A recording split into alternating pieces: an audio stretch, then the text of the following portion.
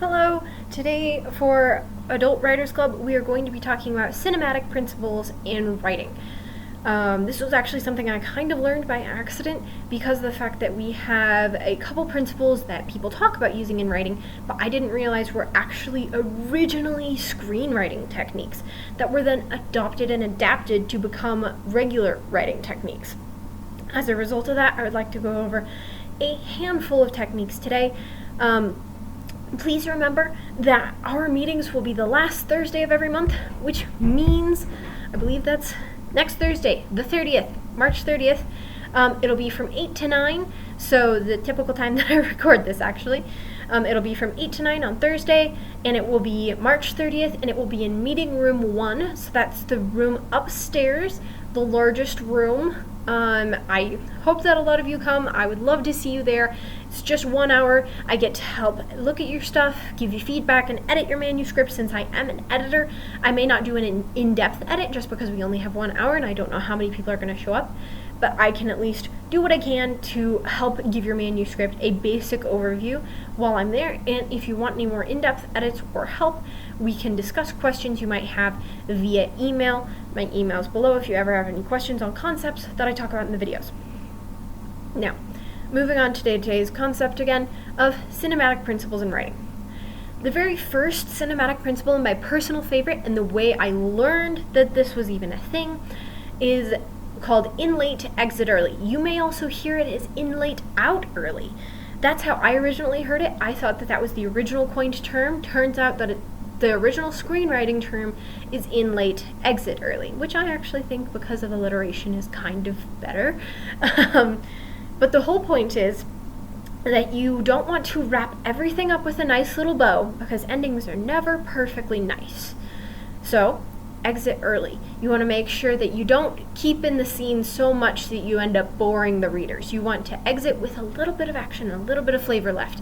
Sometimes, this is where cliffhangers come on, where you end up creating a cliffhanger because your readers are like, oh, I want to read more because of the fact that you left them literally on a cliff. Maybe we're not leaving them literally on a cliff. Maybe we're writing a romance novel and we're leaving our readers on a cliff because of the fact that, oh no, will they get together? Oh no, they had a big fight. That kind of helps us want to keep reading, even if it's not a physical cliff or like they're captured by the bad guys. It's still an emotional cliff. We're exiting the scene early enough that we don't get to see that resolution until the next chapter if we keep reading. The next point is in late. Now, this is where you start with your beginning, and I mentioned this kind of a little bit in my nonfiction video. If you want to go see that, that's technically a teen writing club video, but I talk about using nonfiction techniques in writing, and one of them I mention is the in late, out early, because even though it's a screenwriting technique, it's also one that it is incredibly utilized by nonfiction writers to help bring more interest to a typically more regular topic. And this is also a lot where romance writers and regular fiction writers come in, because we're not talking about dragons and trolls and fairies, we're just talking about everyday life things like falling in love. But with in late, out early, how late do you come into the scene? Do you come in with, it's 407 years ago and I am so tired of this library? Like, that's interesting, but couldn't we make it more interesting if she's in the middle of throwing books at her servant because she's so dang frustrated with being cooped up in this mansion, and you're like, whoa, something is wrong with this lady? That's far more interesting. Hence why you come into the scene late. And I wouldn't say don't come into the scene too late, because you could overwhelm your readers with this. But generally, the in late, out early rule is a great premise. And if you start in late, you can do a lot more showing than telling with your world building. If you enter your scene too early, then you end up doing a lot of info dumping. Info dumping is not your friend. That generally tends to overwhelm your readers and make it so they want to put the book down because they aren't truly interested. Whereas in late helps make it so you have to demonstrate what's happening. Like I said, instead of having her say, I'm bored to death because I've read all the same books, you have her throwing the books at the servant. Clearly she must be tired of the books, or you wouldn't be throwing them. And she must be tired of the servant for some reason. Why is she tired of the servant? Is he one of the ones who helps keep her cooped up here? it gives a lot more through showing, which we're going to talk a little bit more later. The next point is character growth arcs. Moral dilemmas where we see the character change happening. So part of the problem with character change is that the character changes so slowly that we don't even notice what's going on. You have the character in the beginning where they may have no goals, no reason, no purpose, and then all of a sudden, poof, by the end they are an adventurer with all the purpose. And you want to make sure the change happens naturally, but that we see the change too. Because it might be obvious to you as the writer and say, oh, well, they had this cool experience where this happened and it made it more obvious to them. Well, show us that it's more obvious to them. Show them growing. Show the fact that in the beginning they're treating their slave horribly. I don't know why this is the example today, apparently. They're treating their slave horribly, and later they learn that their slave is just trying to protect them from this mighty monster out in the forest or something, and that she has a curse on her, that if she goes into the forest she will be eaten or something. That's going to change your perspective, and that's going to change their perspective and how they treat them, right? It's important to make sure that with those character growth arcs, you make it obvious. And it's good to see moral dilemmas, not just from zero to hero kind of thing. That's a great change, but you also want to see moral changes in the character. We want to see something we can really relate to, and generally we as humans don't go from, yes, I'm making dirt, to all of a sudden I'm a dragon rider. That's not something we can relate to as much. Whereas if it's a moral dilemma, we've all had moral dilemmas before, where we're like, shoot, I really, really want to do this thing, but I also have a test. Should I probably study for the test? Yes, but I really want to go do this thing. That is technically a moral dilemma, because you have two different things. You want to be the best person that you can be, and then you also have the alternate that you should be studying for your test and getting good grades, especially if you're in college and you're paying for it. But at the same time, you really want to have fun. It might be a new experience. It might be something that you've always wanted to do, like, I don't know, go camping in the Grand Canyon. I don't know if that's a thing, but just as an example, there are two very different paths that you can take, and it's going to change who you are as a person, even if it seems like a very simple choice in the meantime. A simple choice can still make drastic changes to your character and to who you are and who you become. And especially with moral quandaries like, should I lie? For example, I would never do this and haven't, but in romance novels, this is a typical trope. Should I lie to my best friend and tell her that I'm not dating her brother because she told me not to? That I don't know why, but that's a common trope where, they said, don't ever date my older brother, and then they do because they can't help themselves, And so do you lie and decide to keep it from your friend, or do you decide to tell them and be honest? And that's definitely a moral dilemma where you're like, hey, lying's bad, but at the same time, I'm really in love. I want this relationship, and she wouldn't let me have it. That's gonna twist your character's motives. It's gonna change their morals. And even if it doesn't necessarily change their morals, and they come back around and they're like, oh my gosh, I'm so sorry, I shouldn't have lied to you, or whatever, you gotta make sure you demonstrate these problems as they come up. You don't just say, oh yeah, by the way, she lied, and there are no consequences at all. Doesn't matter. In some ways, that's why I love D&D. If you haven't played Dungeons and Dragons, part of what you do is you roll what's called a deception throw, and the other person rolls to try and see through your deception.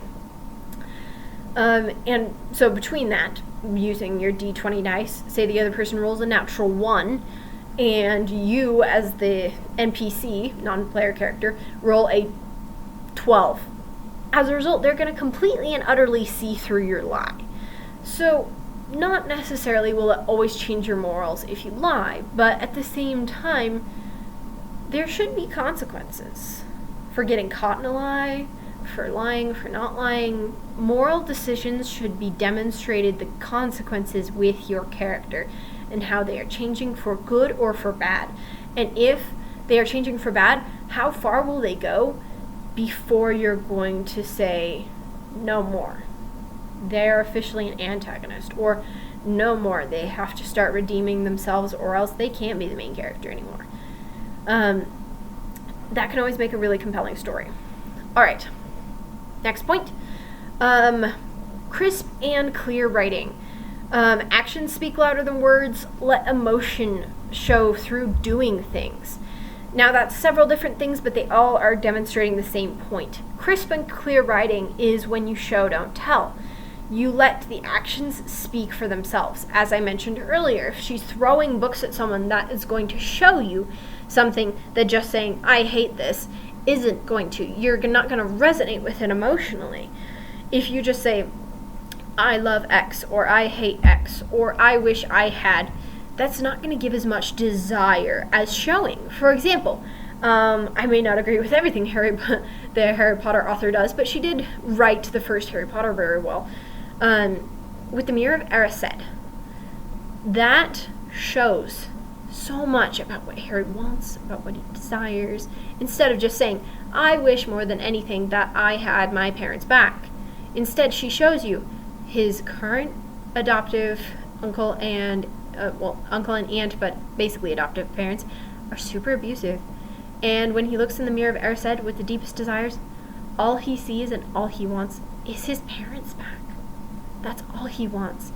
That really hits home. Why? Because we see something happening, because we're compelled by his actions. You can also do this with action tags. Let the emotions show through doing things. Instead of saying, she spat back at him, oh, I can't believe you did that.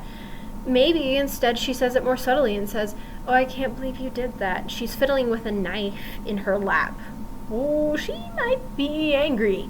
Just a lot, a bit. You generally don't want someone who doesn't like you playing with knives. That generally says you're going to get stabbed in the back.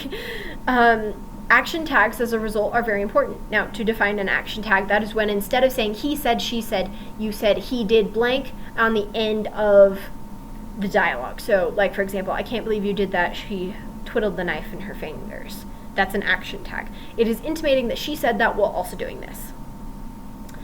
Now, the next point is you want it to end and begin with resonance. Now, if you're doing a nonfiction, this is super easy to plan out from the beginning. Say, hey, because I know that the romance that I want to write about this particular couple ends with this, happily ever after, or not happily ever after, however it is. I don't know what biography you're writing.